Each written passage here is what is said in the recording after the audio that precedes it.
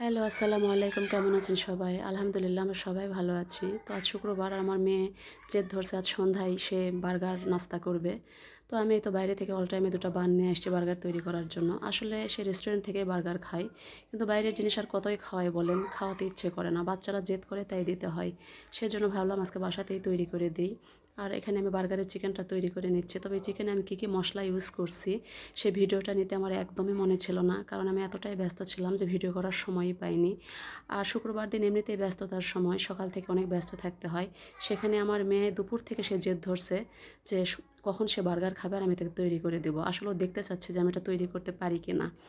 তো দুপুরে খাওয়া-দাওয়া করে একটু রেস্ট নিয়ে এদের সন্ধ্যায় তাকে আমি বার্গারটা তৈরি করে দিচ্ছি। তো আমার বাসায় অবশ্য শসা বা পুরা টমেটো ছিল না। তাই আমি এখানে মেয়োনিজ আর সস দিচ্ছি। বার্গারটা কিন্তু আসলে এটা অনেক ভালো একটা আইটেম যে টিফিনে দেওয়ার জন্য। আমার মেয়ে টিফিনে এত বায়না করে, তো আমি ভাবলাম যে একে টিফিন হিসাবে এটা দেওয়া যায়। আমার একটা আইটেম বাড়লো। আমার মেয়ে খুব মজা করে খাইছে। ও বার্গার খুব পছন্দ করে। তো আমার চেষ্টা সফল হইছে। আর আমি যেটাই তৈরি করি না কেন আমার মেয়ে এবং তার বাবা খুব মজা করে খায়। তো আজ এই ছিল আমার ভিডিও। সবাই ভালো থাকবেন, সুস্থ থাকবেন আর আমাদের জন্য দোয়া করবেন। আল্লাহ হাফেজ।